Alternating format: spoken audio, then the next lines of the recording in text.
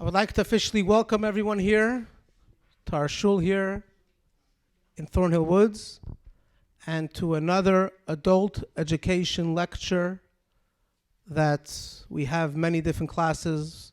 We'll announce them later on after the actual lecture. For every single person in this room, obviously, the Holocaust is something which draws lots of attention. For myself, as a grandchild of Holocaust survivors, as a kid, I was always interested in learning about, first of all, what life was like pre-World War II in Europe, during the Holocaust, and then after the Holocaust. Tonight's lecture is a little bit different in that a lot of it is focusing after the Holocaust. I'm not going to take away your speech, so don't worry. And I really want to take this opportunity and thank Anna for coming.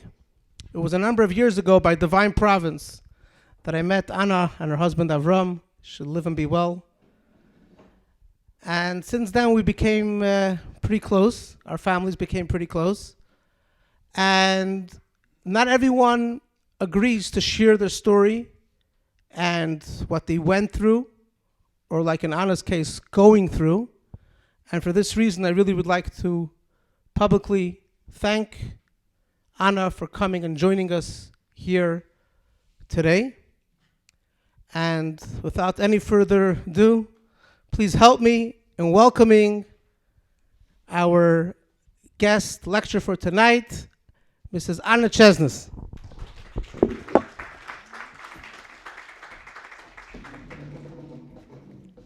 Thank you very much for coming. But I'm sorry, Rabbi, it's not a lecture. Okay. Story.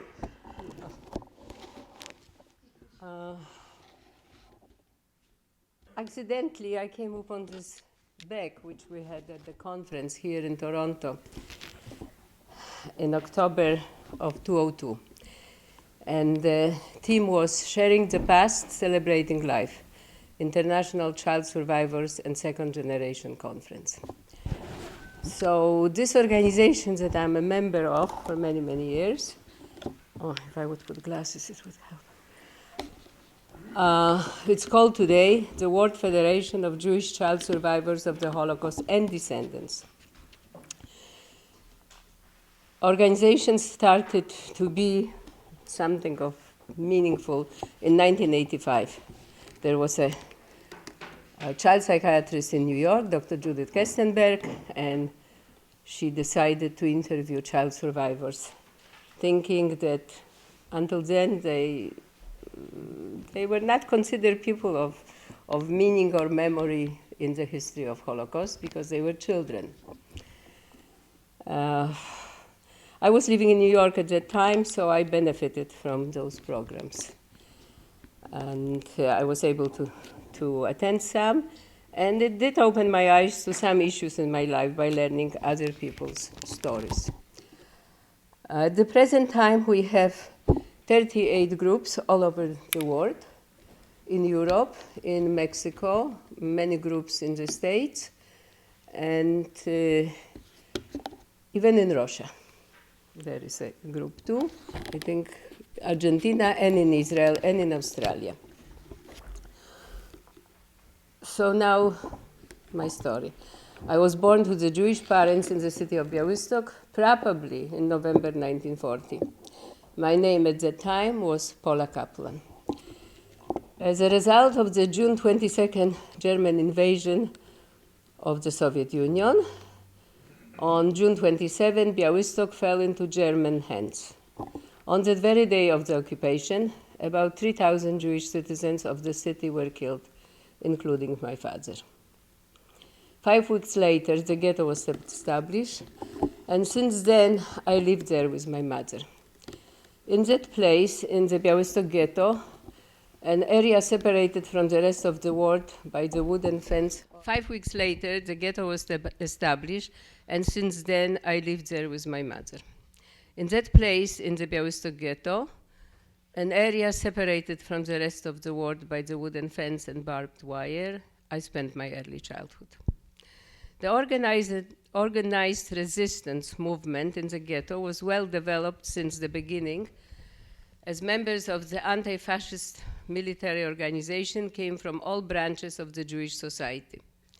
In the beginning of 1943, the revolt took place, but despite the resistance, between 5th and 12th of February, about 10,000 people were deported to Treblinka death camp, and another 2,000 shot in the ghetto. The fast approaching liquidation of the ghetto and consequent death of its inhabitants became inevitable. Therefore, by the spring of 1943, people lost almost all hope. Yet, against all odds, my mother, Dora Kaplan, initiated her own act of resistance in deciding to give it to me, her daughter, a chance to survive. In May 1943, she was able to establish a contact to the family outside of the ghetto who was willing to take care of her child. By using his false identity papers, a Jewish refugee from Lodz, Mr. Michael Kempinski, was able to smuggle me to the Aryan site. Then he handed me to his Polish brother-in-law, Tadeusz Strzelczyk. Tadeusz was married to a Jewish woman, Madzia Józefowicz, who had escaped from the ghetto earlier with the help of a Catholic couple, Bolesław and Stanisława Horodko. Mrs. Horodko assured my chance of survival by taking me to the church to be baptized, and that is how I became a Catholic child named Anna Strzelczyk. Within the week's time of my leaving the ghetto, my mother, Dora Kaplan, was deported to Treblinka. She has not survived, and I have never been able to find out more about her, nor about my father, whose first name still remains unknown. Had my mother not found a way to send me out of the ghetto to the care of Polish and Jewish rescuers, I would have most certainly shared her fate, together with about 118,000 Białystok Jews from Białystok, who were deported to Treblinka, while others were sent to Majdanek and Auschwitz.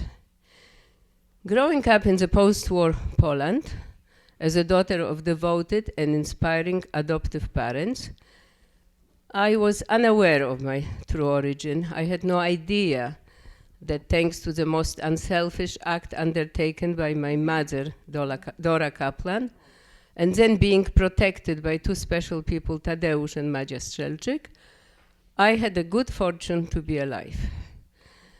Those few facts that I'm sharing with you tonight, I have learned in 1981 from Mr. Szymon Datner, who was an archivist in the Jewish Historical Institute in Warsaw.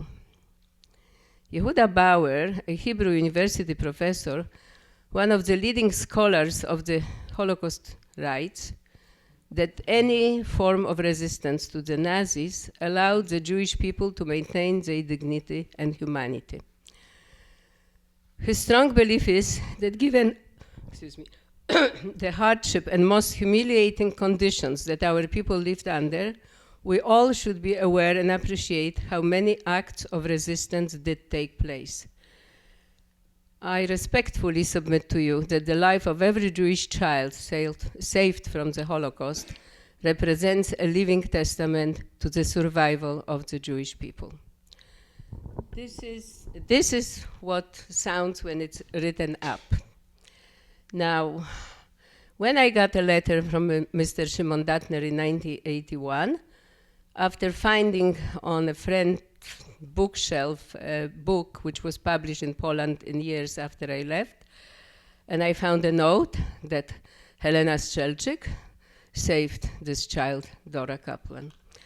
I've been to many institutions ever since, and yes, there is a list of children from Poland, in Poland, dated by Jewish Agency, 30th of October 1945, when the notes were made by the agents of the Jewish Agency, by every Jewish person who survived and came to give the information, hoping to find some relatives. So I'm here, number 20, Kaplan, Paula, born 1940, mother's name Dora, and the address. I remember the house of that address because that's where I lived with my adopted parents.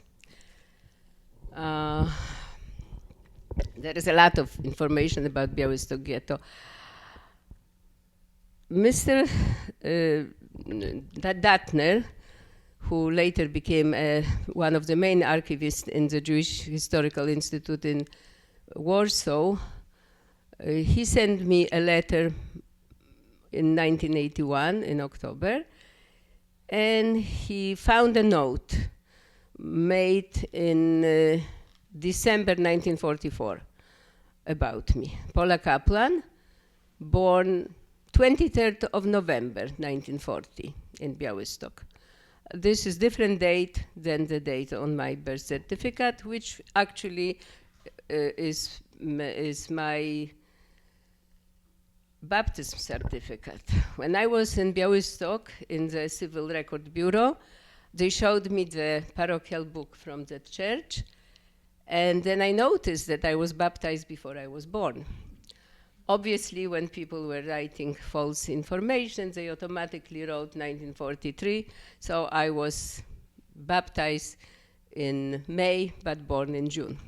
This is one of the many different things which show you that those were difficult situations to false the papers. Then he tells me that my father was a printer in Białystok. And then that in May 1943, Madzia Strzelczyk took this child.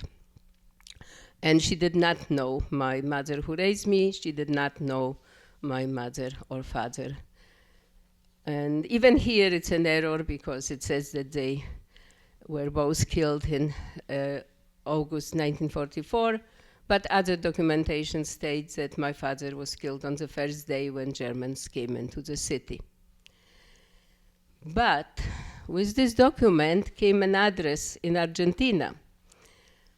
Apparently, my mother, who was killed, gave to my rescuers that in case the child survives, this is the family who should be contacted. Since I cannot remember everything, so I did find in the Białystoker Society in New York the list of printers from Białystok. But the people by name Kaplan, the printers by name Kaplan, were killed in 1943. My father was killed on June 27, 1941. After gathering all the information in on 12th of April 1987, we all went with the whole family to Yad Vashem, and my Polish father, Tadeusz Strzelczyk, was named as a righteous among the nation. About Mr. Kempinski, who was a Jewish man and took me out of the ghetto, at that time there was no provision for Jewish rescuers. Only in the year 2000 this was created in some way, so I got a diploma for him. When you find out that your last name is Kaplan and you do genealogical studies, you can find nowadays on the internet that the name Kaplan is number 2 among the most frequent last names among the Jews, 93.4%. So you may understand that this is not so easy to find any information. I'm just trying to think what could be of, oh yes. In February 2014, When Bad Arolsen archives in Germany became accessible, maybe even before, to us to do research, of course I contacted them, and they stated they don't have any information pertaining to me.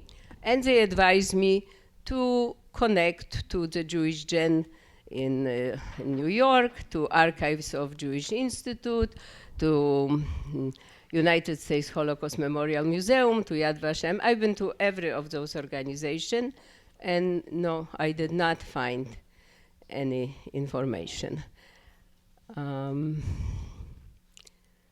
Then I was told that I have first cousins in France. I went to France. I spoke to the man. He had no idea about anything.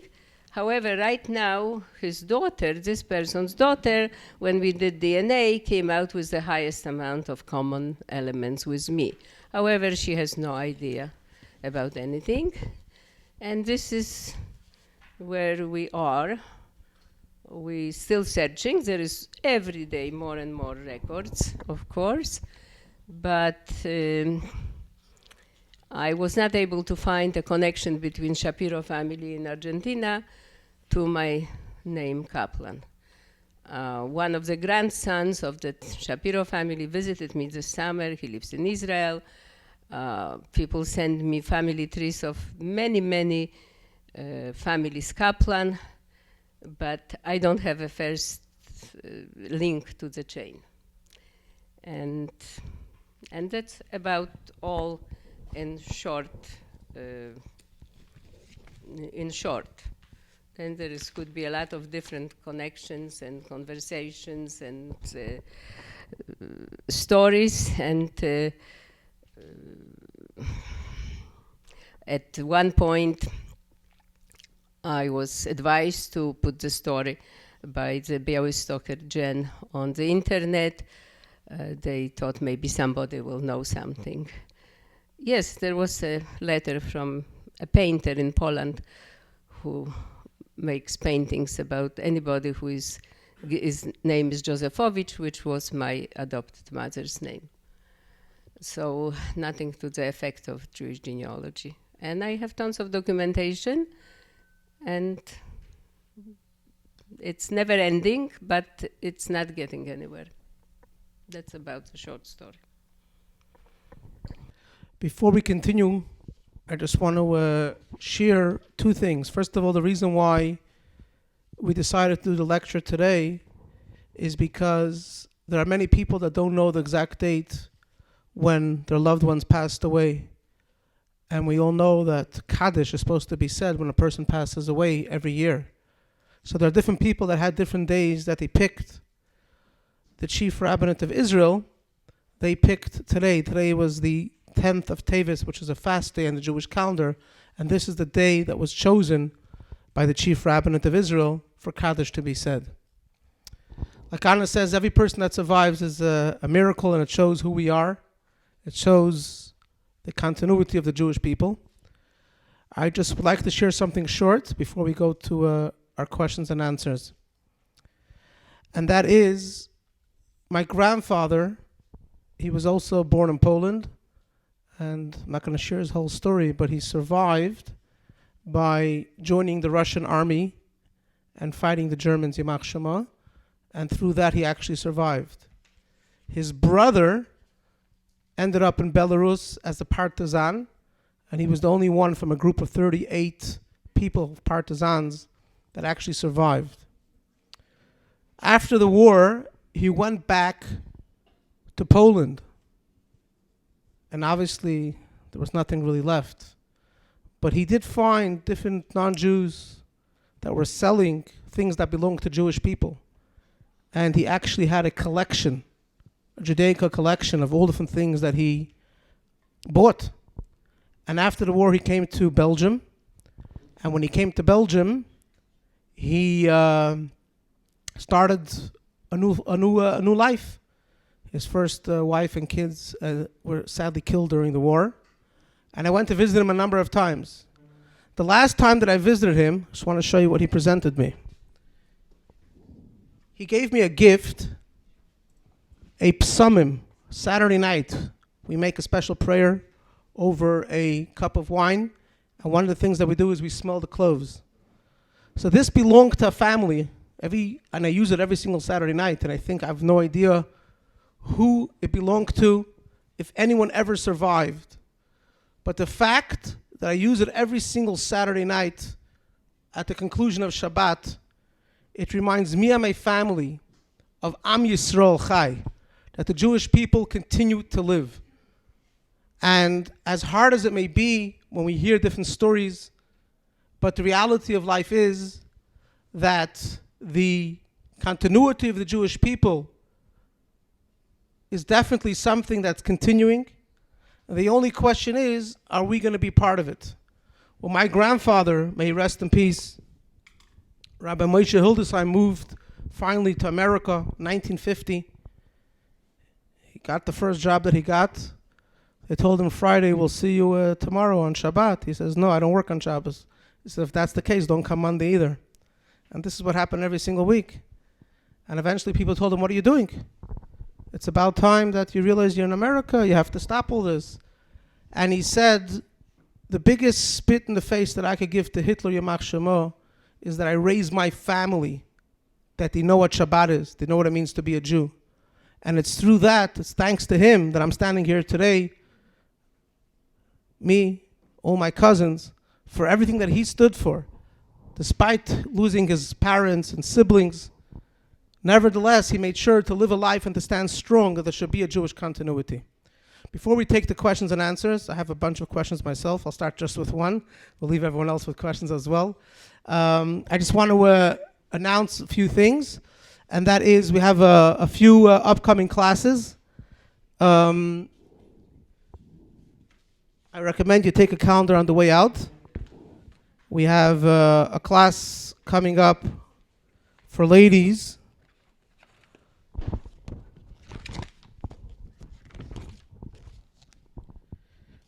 That's the first thing coming up. Give me a second.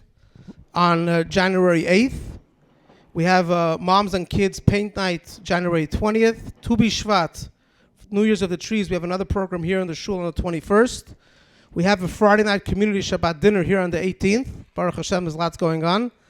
And then on February, we start our next class, a six-part series class, Crime and Consequences. From a Torah perspective, right away you say someone's guilty. How do you know he's guilty?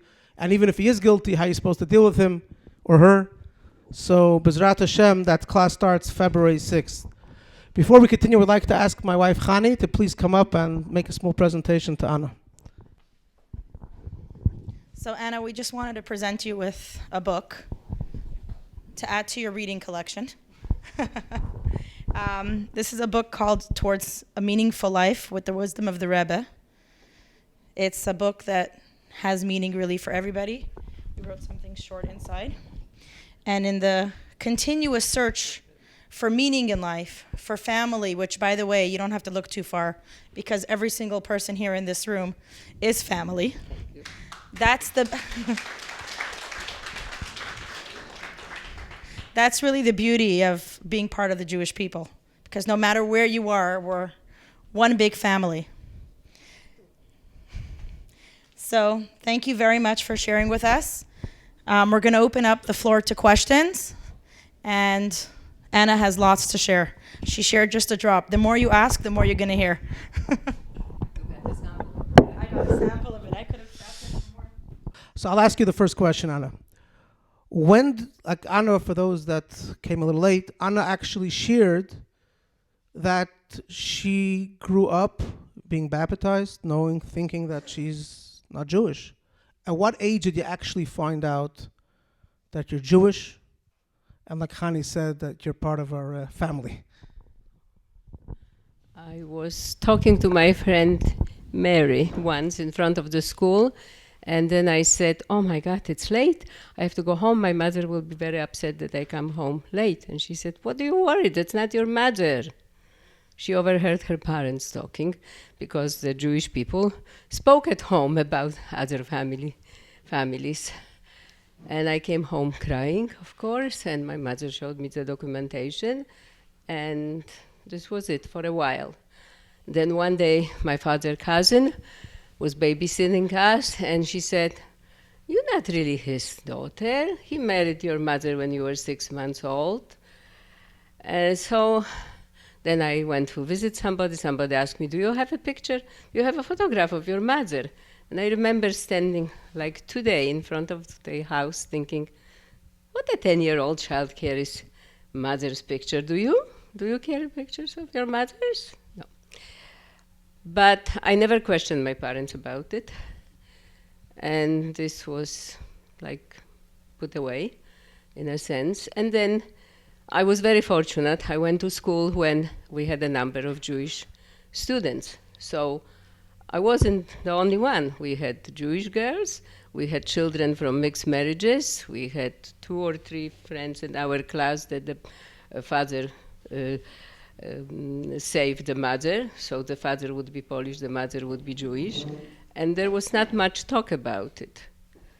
And but then, 1958, my adoptive mother, Jewish family, started to leave Poland. Then she went to Israel. So then, of course, I understand and already was grown up enough to understand certain things. But I never talked. My mother passed away. She didn't know that I knew that I was not her child. I didn't feel that I should talk about it because I was told my adoptive parents did not know anything about my parents.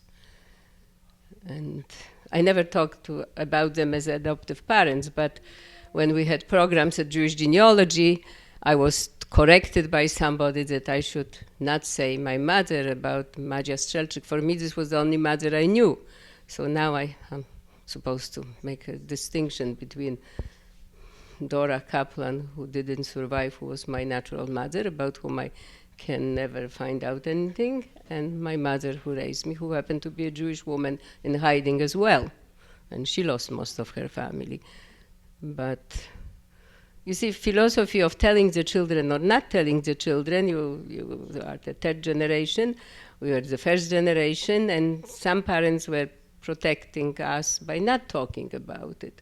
Only later on certain things came out in the picture. First time you were how old? 10 years old? 10, about 10, I would say, because we were in the 4th grade, so yeah. And for example, we had a friend at school. I know both her parents were Jewish, and she kept saying, I'm a Polak, you know. So everybody grew up with the different feelings and different situations. And the people who survive in hiding, the pain and the fear was very deep. So for many people, it wasn't so easy to come up in open that they are Jewish. When did you find out that you're Jewish? When I found out? Oh, in 1981, when I had this document from Dr. Dattner from Jewish Historical Institute, and the book came out earlier, but I didn't know. So according to those records, I was registered by my adoptive parents as a Jewish child who survived in 1945 in Białystok. When did you know that you're No, when I saw those documents, I should trust them. I think it's a Jewish agency. Right, I'm saying up until 1981 you didn't know? No, I understood that I might be Jewish, but you know, it's so many conflicting information that how do you know? And my Jewish mother escaped from the ghetto. We were in the countryside. There were different situations. I don't know to what extent. I don't know when at the age of 10 or 12 or 15, I don't know what sense of identity you have if you don't grow up in a house which has certain rituals. I don't know.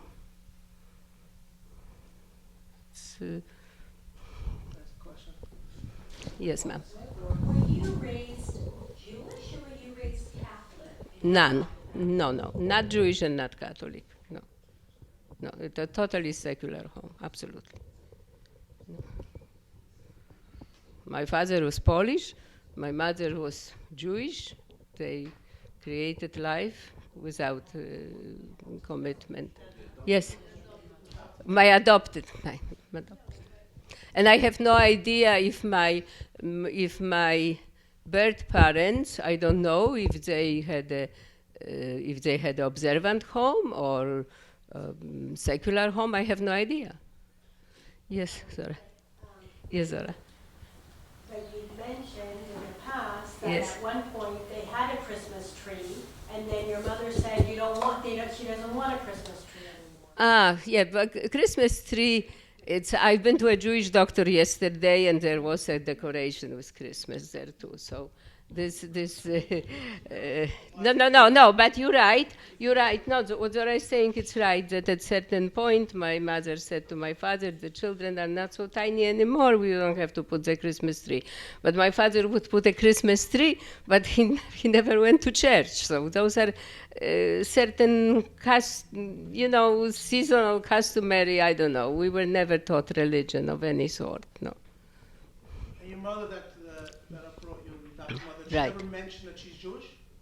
Yes, she went to Israel in 58 to visit her family. Her relatives who survived went in 58 to Israel. Yes, she was Jewish. You knew from 1950. No, Jewish, yes, but we were raised in a society or a group of people who believed that everybody is the same. So it wasn't Toronto of 2018 when we speak 168 languages in the city. Everybody spoke Polish, and this was it. It's different things. Sorry. Yes, sir. How come your adopted mother, who was Jewish, was not persecuted? Yes, she escaped ghetto, and she was in hiding with me in the village as Polish, as Catholics. I have her documentation of her Ausweis when she's supposed to be Roman Catholic, blonde, and this because she escaped from the ghetto with the false papers. Yes. But her husband was not Jewish. Her husband was taken from the street and sent to labor camp in Germany. And then he came toward the end of the war. Yeah, he was released because another Polish woman went and testified that this was her, and they released him for her funeral. So then he took us to the village. Yeah, you see, the mentality of people who were in hiding was different. It was very hard. She was on the watch 24 hours a day for 5 years. So you don't come out so easily from this shroud of protection. Right?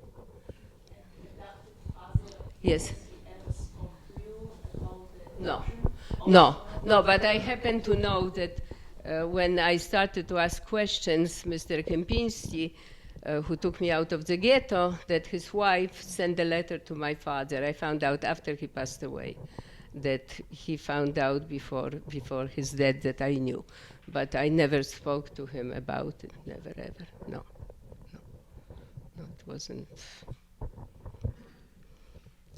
It was just not in our mentality. Call it backward, call it awkward, I don't know.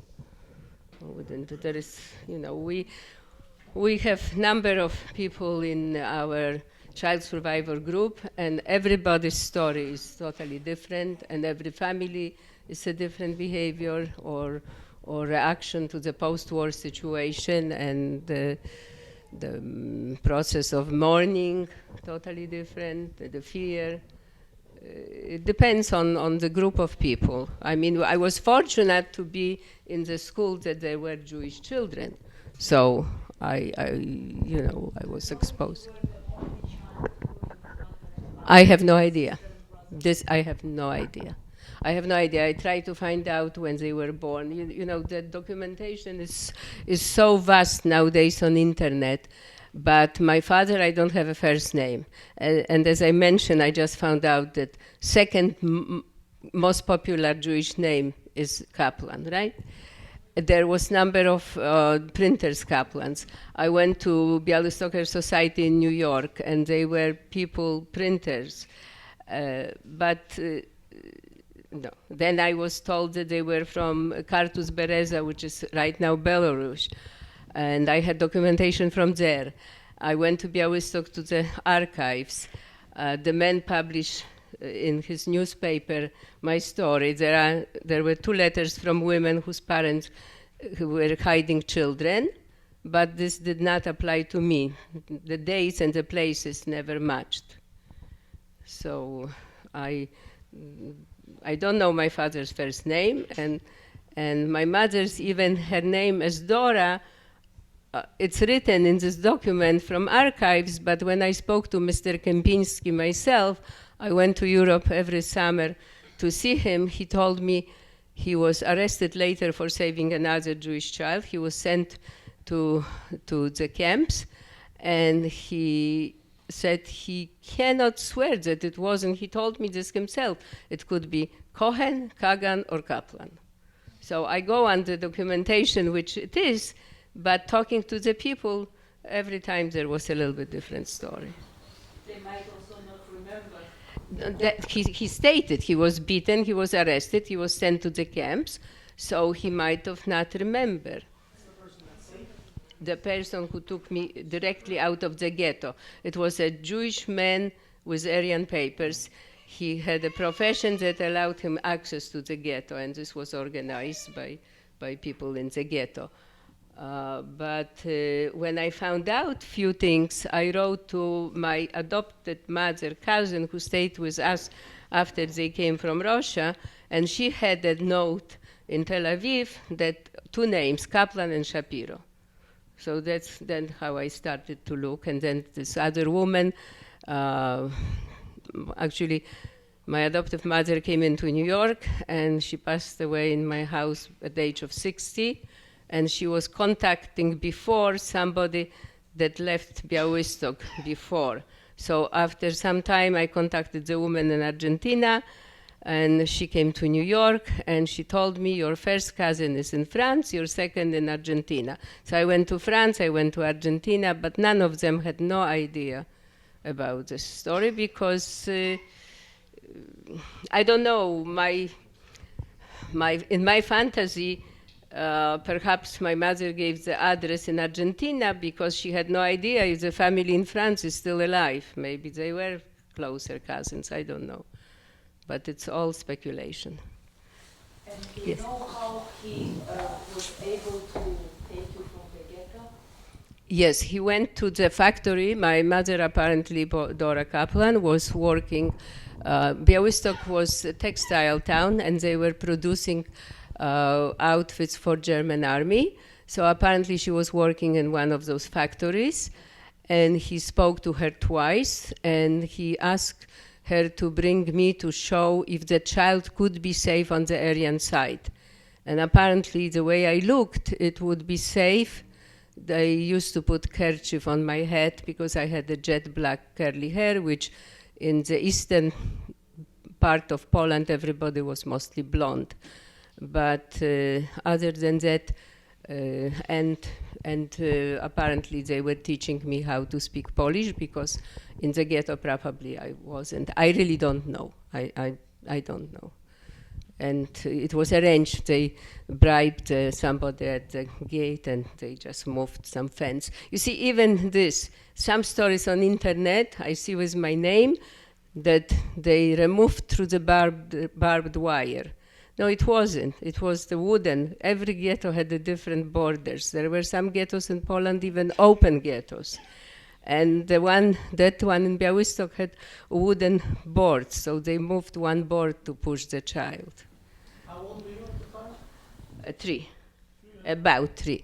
Yeah, because my papers are made for June, but according to this other document, I could have been born in November, so it's few months difference. Some people would suggest to me many times, oh, but you know, during the war, people added few years here and few years there. And I said, no, but a 3-year-old child, you cannot add 5 years. When you are 40, you can say you're 38, but not when you're 3 years old. But this happened many times, you know, many times, that people have certain ideas. And when we had the Jewish Genealogy conference in Toronto, I contacted with different people by name Kaplan.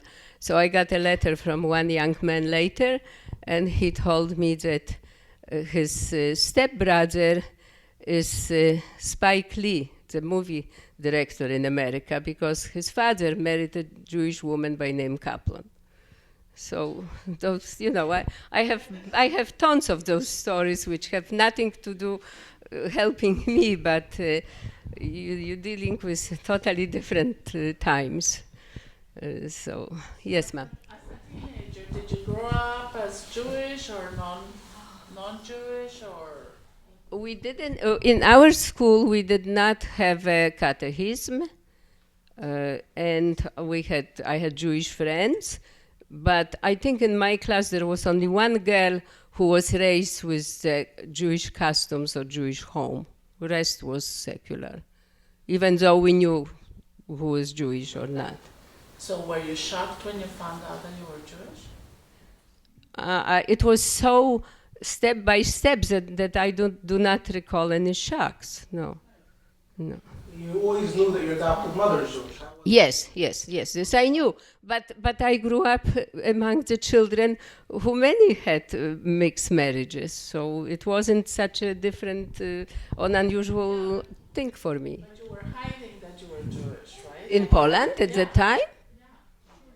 It wasn't, at that time it didn't come to the picture. It was, it's no, there was a Jewish community, but we didn't belong to that particular religious Jewish community. Yes. It was communist Poland. Yes. Religion was not really in favor. At that time when we were growing up, it wasn't. Yes, ma'am. I remember years ago you mentioned something that you received a gift when you graduated, some very old-fashioned watch, which you were quite. You're right. Tell us the story. You're right. When I graduated high school, my adoptive mother gave me a tiny gold watch, and she said it was a watch which belonged to her mother, so she wants me to have it. Then later I found out that watch was given after I left the ghetto to the family to give it to me later in life. And also once my adoptive mother mentioned that during the war they had some documentation. She didn't say they pertained to me, and they were hidden under the plank of the wood on the floor.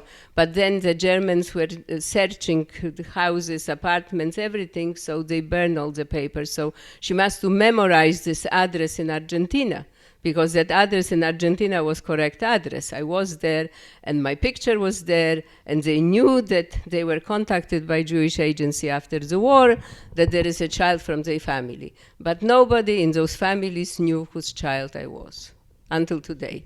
They are in touch with me, and now there is a whole group of women in America, and they send me family tree from here to there, but I don't have a first link. You mentioned that the watch was pinned to the dress when they took you out from the ghetto. No. Apparently the watch was a different occasion. No. I have no idea if there was. No. They wouldn't risk such things. No. Yes, sir. So the organization you mentioned you're part of, Second Generation Survivors? It's called Child Survivors of the Holocaust and Descendants. And can you just speak about what you guys do to increase Holocaust education? Like, do you go to the school? We have conferences every year, and we had conferences in Europe and in America. Many we had one in Toronto. Last year was in Jerusalem and in Poland, in Czechoslovakia, in many countries, and there is many stories. Somebody who writes a story about survival in Amsterdam would not relate to something I say. We had group here in Toronto for many years, since 1991, I believe, which right now it's basically dissolving because most of us are elderly. I belong to the youngest group, but some other child survivors were much older. So people cannot travel at night, and it's just by nature of life process. But yes, we would have lectures, we would have programs, and this helped a lot of us. And number of books were published. And I just give you an example. We had a small group. And years ago, one woman is sitting next to me.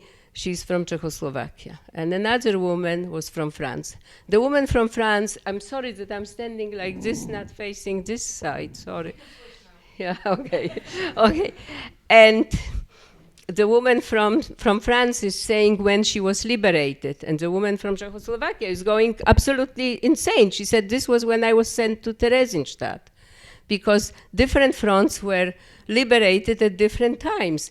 In Białystok, we were liberated, so in 45 we have already deposits from the Jewish Agency, because the liberation came in the late 44. But as you know from the world records, the liberation is accounted for 1945. So everybody's story, it's a different memory. It's the same, the parents who survived in Russia had different stories, the ones who were in the camps had different story, and the people in hiding each one had a different story. Yes, ma'am. Do you ever keep in touch with friends from high school? Oh, I have two of them right in this room. Yeah.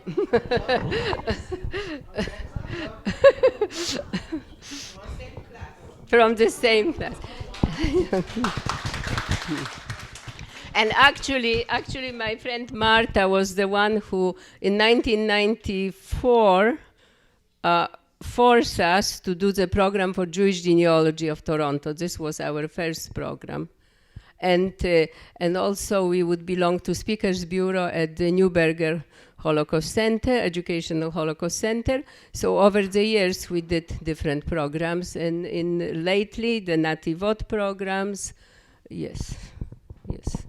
We have number of friends, yeah. It's, you know, we learn from each other. Yes, sir.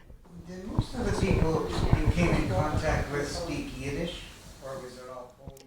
You mean in Poland after the war? Yeah. Or during the war? I'm sure there were a group of people who spoke Yiddish, and for them was much harder to be in hiding. Mother who raised me, my adoptive mother, had a high school education. Her sister was admitted in 1924 to University of Warsaw to philosophy department, so they did speak Polish.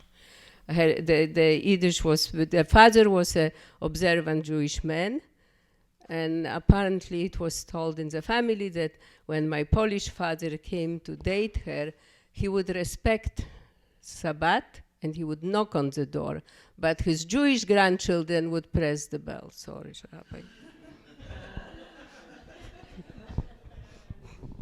So it was in different house, sir, in different home.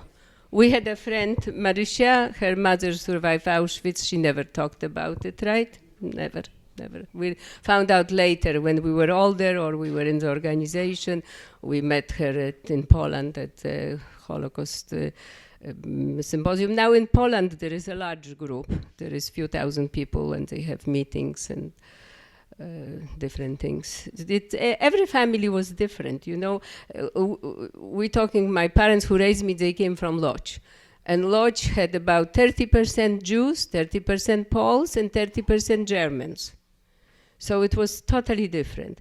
Białystok was about 63% Jewish families in the population. But Białystok, after the beginning of the war, when a lot of people moved from Warsaw, escaped to the Russian side, became a town of 400,000 people. And yes, it had Jewish cinemas and theaters and high schools. It depends. Each town or settlement was different. So it's very hard for a common denominator. Yes, ma'am. I remember the not adopted, but the children that were in an orphanage. An orphanage, yes. Yeah, the age can be from 0 to teenage. Correct. Until they on their feet and they go wherever. Many were sent to. Many were sent in Israel, and actually, yes, yeah, That time when they met in New York, right? yes, They did a big event. yes. In 1991, correct. 1,600 people came in. Yes. And also 2 years ago, maybe, or 3 years ago again, if I'm not wrong about that, if I'm not correct, it was a big event in New York. They give a reward for people they save. For righteous among the nation, you mean? Because the ceremony of naming a person righteous among the nation could be done in Yad Vashem, like we done, but it could be done in any Israeli embassy of any city. So I attended one in Poland, as a matter of fact, too. It happened to be in Warsaw, and it was done. So it all depends on the situation. Yeah. So all of them written down, right? Everything is the name. On the internet, you have tons of tons. I mean, you have thousands of different names, and one has to be also careful. I mentioned to Elliot, right? That it's very hard for me sometimes to speak about certain things, because if you open internet today, you're gonna find out that half of what I said, it's not true. Because, for example, when my adoptive father was named righteous among the nation in Yad Vashem in April of '87, and our son Jonathan was there, with Mr. Pasławski, a Polish citizen who lives in Toronto, in Brampton now. I spoke to him yesterday. So to his name, Yad Vashem puts the proper date, 1987. And on my father, it says Tadeusz Strzelczyk, named righteous about the nation, in 1986. But those are all clerical errors. So, there are certain things which have no meaning, really. But sometimes I get very upset because a denier could easily use them against us. That's all. So. I have a question. I see you have, Baruch Hashem, thank God, two friends from high school that are here with us here tonight. Do you have more friends that were Jewish that are still in Poland? Yes, we do. Yes, we do. We have a Nina. Her father was a Belarusian man who married her mother, and that's how she was saved, and her mother. And her mother actually worked in a Jewish community in Lodz when I knew her. And we have, we have friends in Poland because we befriended them through the organization of child survivors. So yes, they have meetings and they have lectures, and yes, and they do lectures at school, in local schools. And we have one friend, for example, Yadzia, whom Marta saw this summer. She was raised in the village, and she was called a Jewish foundling. She didn't know, as you say, sense of Jewishness. She had no idea what the foundling. She had no idea what Jewish. She ran away. She was not happy with those people who were raising her. She ran away to Warsaw, hired herself as a maid someplace. And the neighbor advised her when she befriended her, if somebody told you you're Jewish, go to the Jewish center in Warsaw, and they help you. And they helped her. And Yadzia got some education, got married, had children. Now, long story passed. Yadzia is a member, very active member of our child survivor groups. Yadzia, in the last number of years, found out that her mother was an artist painter. She was given a painting by the man from the hometown. Museum approached this man. He would not part, but when he found out that Yadzia is alive, her name was Clara, actually, when she was born. The neighbor told her. And then she found out that her father was a lawyer in the city of Gdańsk. And then somebody advised her to send letters to all the university in Germany, because if he was a lawyer in Gdańsk and this was the German city, he must have got a diploma. Yes, we were in Poland, and she showed us a document of her father belonging to the library of University of Heidelberg with his photograph, and she looks like him. But she was already, 65 years old when she had this in her hand, because we're pushing 80 now. So Yeah. So this is Yaja's story, and it's like never ending. In Lodz, for a few years in Białystok, and I was able to find for one what? Łucja. Right now I have to remember Łucja story in a second. Yeah, in Krakow, but what she wanted. I don't know. Lodz. Yeah. Why, you know Lodz? My only thing is, if there's so many Jews that are still hidden, we have a lot of work to do to find them, their kids, let them know who they are, and bring them back together. No. But it's not that hidden. Like those girls we're talking about, they active in Jewish organization in Poland now. But it's a very complex situation, you know, and it depends whom you marry. Sometimes the in-laws don't approve and different things happen. So it's probably happening to a lot of people living in different societies. But different things they publish stories. For example, there was a book coming out from Poland about child survivors, and then it was translated to English, and somebody read in Australia, and this one didn't know that the other one was alive. So, you know, internet opens up like one of the. I just got a notification a few months ago that I'm related to this young man, Leon, in Tel Aviv. And I know that this is a husband of my friend, but he's a child survivor from orphanage, and he doesn't know anything about his parents neither. So genetically, I have now 20,000 cousins. So if you do the DNA, we can find out. How close? Yes. What's the closest cousin you found? Like first, second, third, fourth? No. I was even checking today. On the fifth and fourth, you know. No. If it would be first, then I would be able to find out. No. Fifth and on, you found? Fifth, fourth.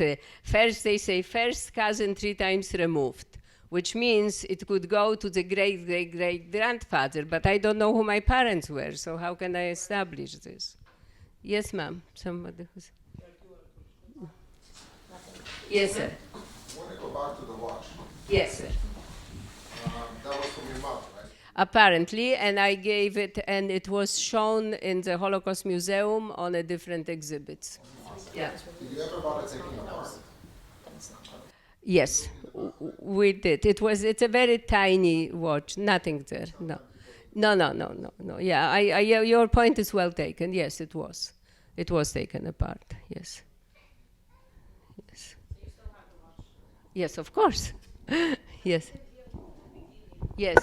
You came from Europe straight to Canada? No, I lived almost 20 years in New York. Yeah. And that's how the first it was this Dr. Kestenberg, the first group started. And As a teenager, right? I'm 78 years old. When you were 30 years old, you went to New York? I was 20, I was 27, sorry. 27, 27. Your adopted parents decided to move to New York? No. I was married in Paris. And I even went to a mikveh.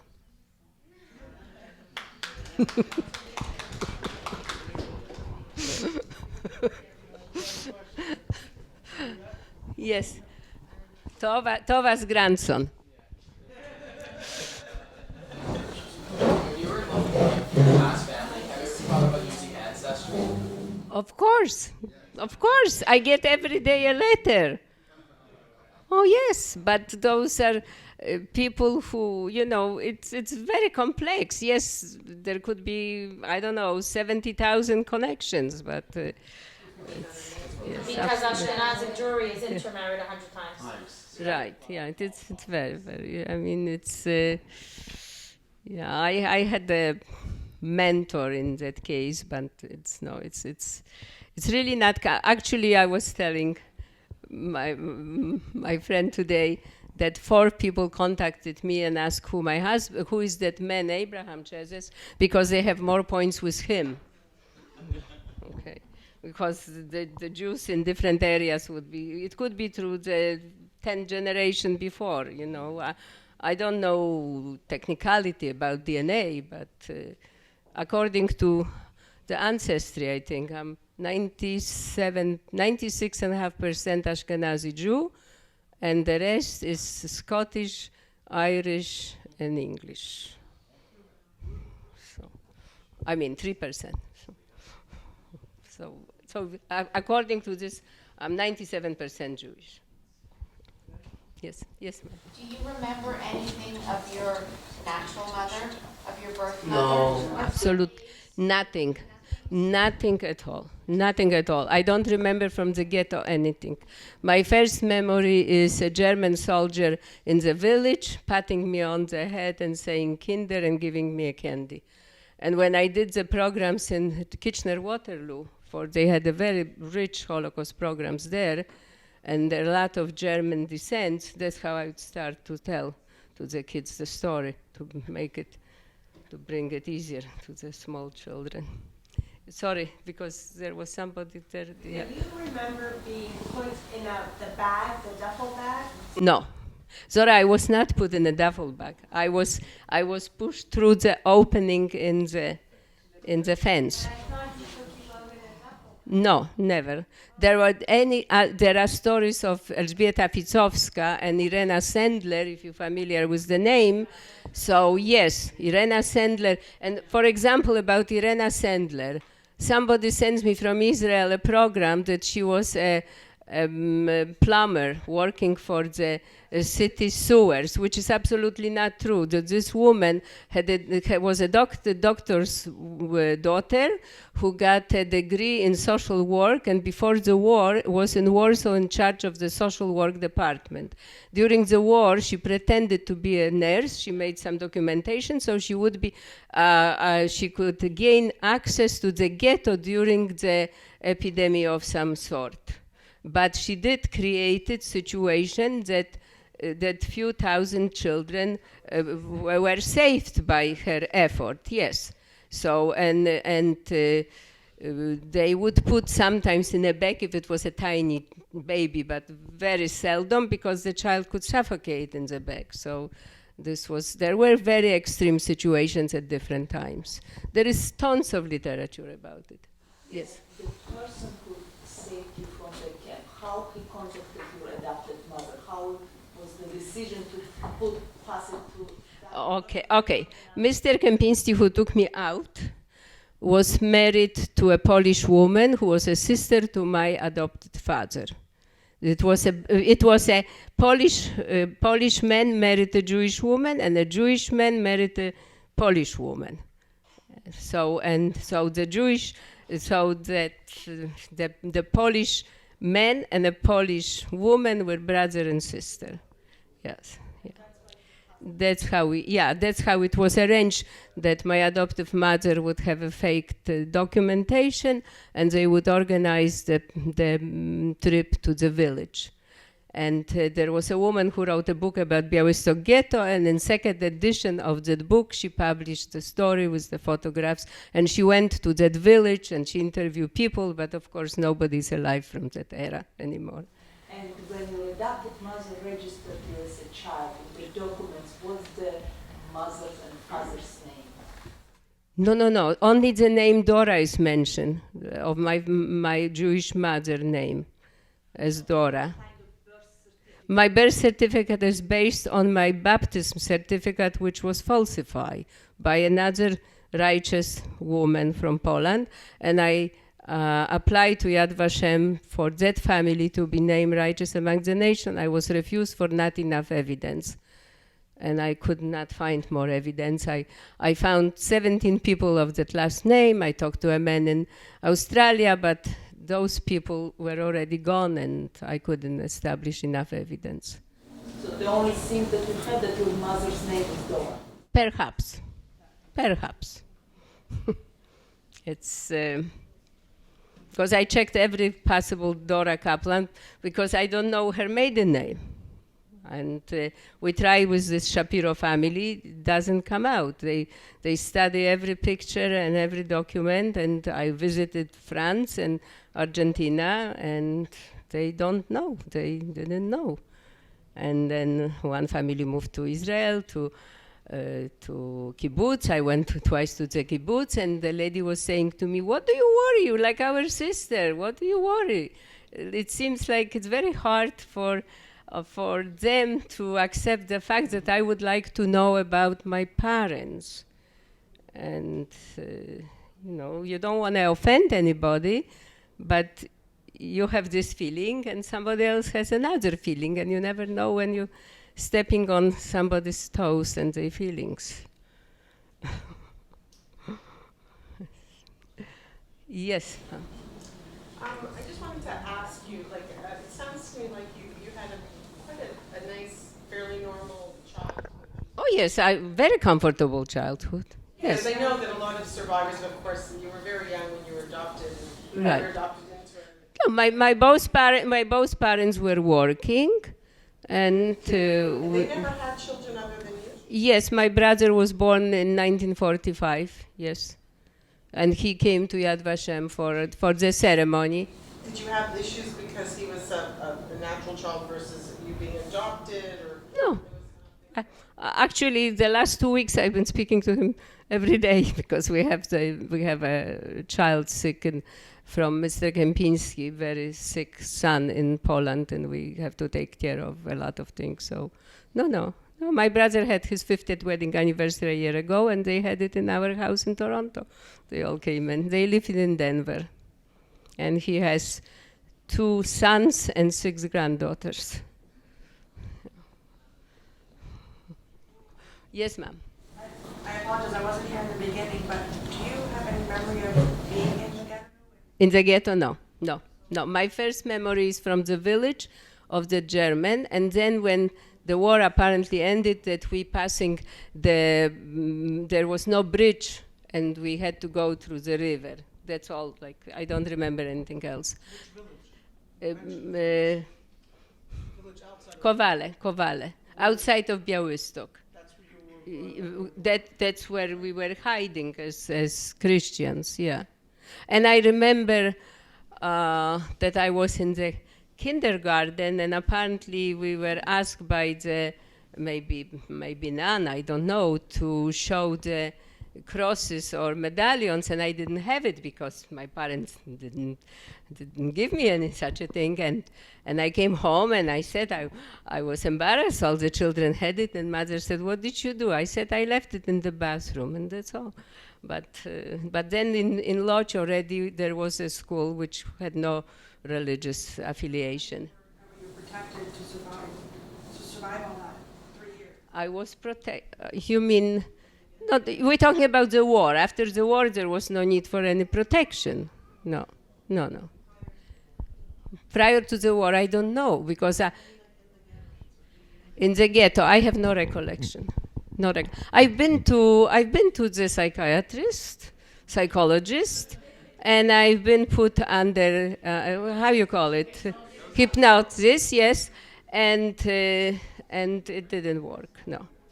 Actually, no. That Dr. Kestenberg, who started the child survivor groups, told me personally that it's too late, that the layers of memory go one by one, and if it would be done sooner, maybe, but no, I have no recollection. No. I was reading today of the picture of that Mr. Isaac Shapiro that I was supposed to raise me, but when I went to Argentina, he was already gone. And I don't know who he was. No. Yes. Perhaps he wasn't even a relative. Maybe your mother had a name of a Jew that lived out of Poland and gave it so you have somebody. It's possible too. There is many possibilities. Yes. Just to clarify, when you were with your adopted mother in the village, Yes. you didn't know you were in hiding. Of course not. How would I know? No, of course not. You're thinking you're just living living in the village. However, once mother told me that there was a wedding, outdoors wedding in the village, and the music was there, and I jumped out dancing, and my babushka, which was covering my black curly hair, came down, and that she was petrified because she didn't want to cause attention to pull me out, and she didn't want anybody from the villages to see this black curly hair, which pointed out I did look a little bit different than the village children. When did you move to Lodz after the war? Yes, we lived in Białystok until 46, and 47 we moved to Lodz because my parents were from, my adoptive parents were from Lodz, and for my mother wanted to stay. We lived a short time in Warsaw, and she wanted to live in Warsaw because for her Lodz was like a cemetery where she lost her family. But my father was attached to he felt safe in his own hometown, so we lived in Lodz. Yeah.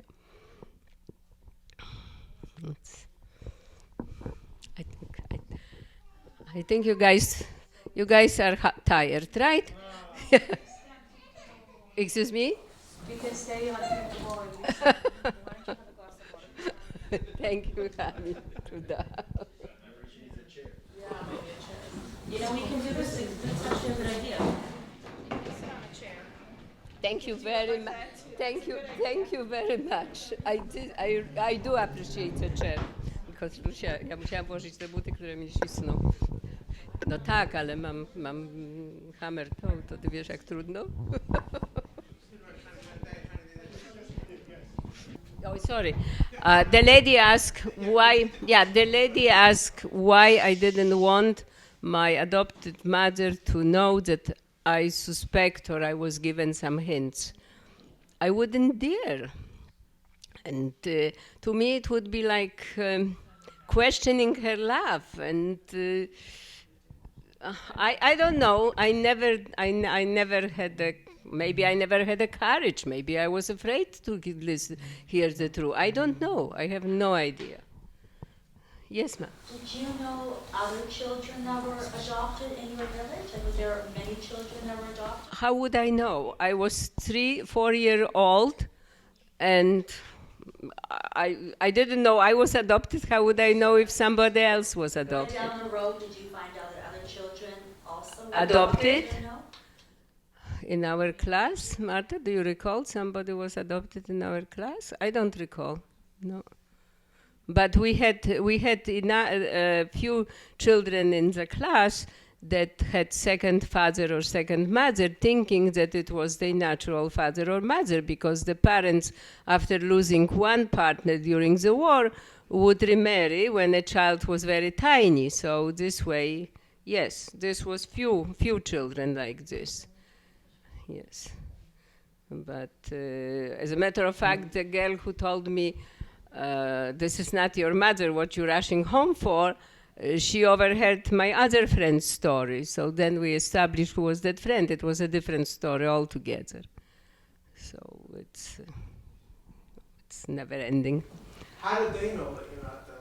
Because the Jewish parents would speak to each other and children would listen at the door. Or when they pretended to be asleep. Of course, you know, or... yeah. Actually, yes, actually one of the girls from our child survivor group, Zosia, married to Marek, when she went, she was adopted. She knew she was adopted because she was already 8 years old. She was in the orphanage in Poland, in Lodz, in Helenówek. And there was a lady pianist, and she used to look at the pianist, and she loved the woman. The woman adopted her. The woman was married to a Polish man, many years younger, who saved her during the war. And at one point, they went to Israel. This girl went to Israel, and in the Ulpan, the social worker asked her, something strange about your parents. I have a husband 20 years younger. It wasn't so customary those days, you know, like today.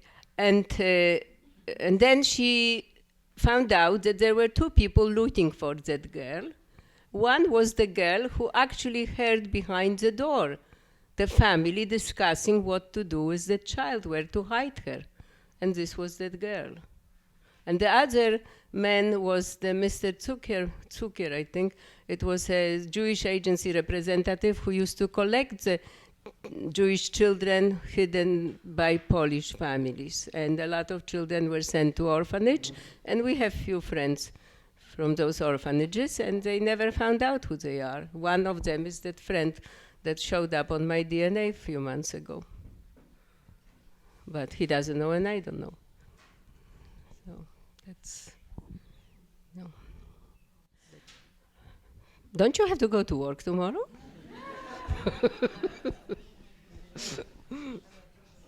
Yeah.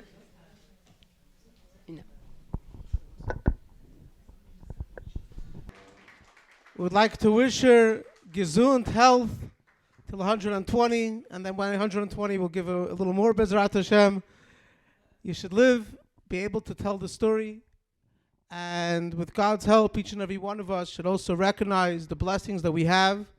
Like Anna mentioned, every person that survived is a story, it's a miracle. Each one managed to get out of the ghetto, whoever the few that were lucky enough.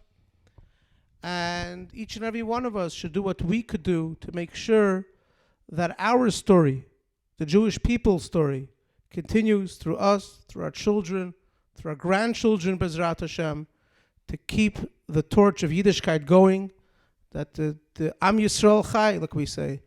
And with God's help, we should merit to come together for good things. And Bezrat Hashem, we should finally merit the ultimate joy, which will be the coming of Mashiach, and then all the questions will definitely be answered. And we definitely pray for that it should happen speedily nowadays. Huh? Yeah. Yeah, that's why, in her case, it was a non-Jewish and a Jewish. Look at the Jewish lady herself. She went, you see what it says, Kol Yisrael Arivim Zelazeh, that Jews are one another, and obviously with the Chasidei Umot Olam, the righteous among the nations. Over here was a joint effort. As you could understand, if you heard before, Anna said that they had to burn the papers that was hidden underneath because they thought that the Germans are coming. And they couldn't take a chance. They had to burn whichever documents that they did have. We understand how we could learn to go out of our way to help another person. All right. For those that want to see, this is the Polish father. And this picture is when? From Yad Vashem. I mean, it was from... Oh, when? 1940. We want to see. Wow. So this picture is still in the village. This is the picture. I guess you can look later. This is the picture in the village when she was still hidden. In Bialystok, she was still hidden. Open liberation, but you're still just as... wow. So we'll put it over there for those that want to see. We'll leave it over there on the table on the way out. Everyone could take a look at it like this. And he was a teenager when they were putting people in the train to take them to the camps. And he told us that the people were saying, don't forget, always talk about us. And he was very, very active in our group. He passed away years ago. And he worked on this situation that the post office created a stamp, Holocaust stamp. This was years ago. The stamp at that time was 45 cents. So you imagine, number of years ago. And I don't know, and I just brought them some today, whatever you wish to do with them.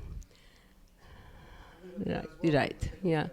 But he was instrumental in creating our group in 1991, plus Anita Eckstein. You know what I would ask you to share? Stay there. You told me when I was visiting you. Yes.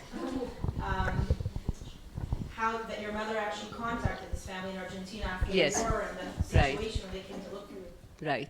Yeah, but they claimed they didn't know who I was. Right, but the way that it came out and they came and to this woman that came to your mother's home. Oh, yes. You're right. I contacted this woman after my mother passed away, and she told me that she was with my adoptive mother in the ghetto, and then she was sent to Auschwitz. When she survive, she came to Białystok to look for remnants of her family. And she was awaiting documentation to be sent to her uncle to Argentina. And her uncle sent her a letter and said his partner in business in Buenos Aires was contacted by the Jewish agency that there is a child from his family. But they have no idea who it is. Some kind of a Polish family claiming to have a Jewish child. Go and check what's going on. So she went to the address, she rang the bell, and my adoptive mother opened the door. And they looked at each other. They were both in the ghetto a few years before. So she already knew that it was a Jewish woman, and she wouldn't make up the story. And then she went to Argentina, and from Argentina she sent a letter to my adoptive mother to Białystok and said, don't give her up, because here nobody knows who she is. She will be like a foundling, and here with you she has a home. So this was the situation, yeah. You're right, I forgot. Okay. I don't know how much I can talk. Okay. Let's hear a big round of applause for Anna.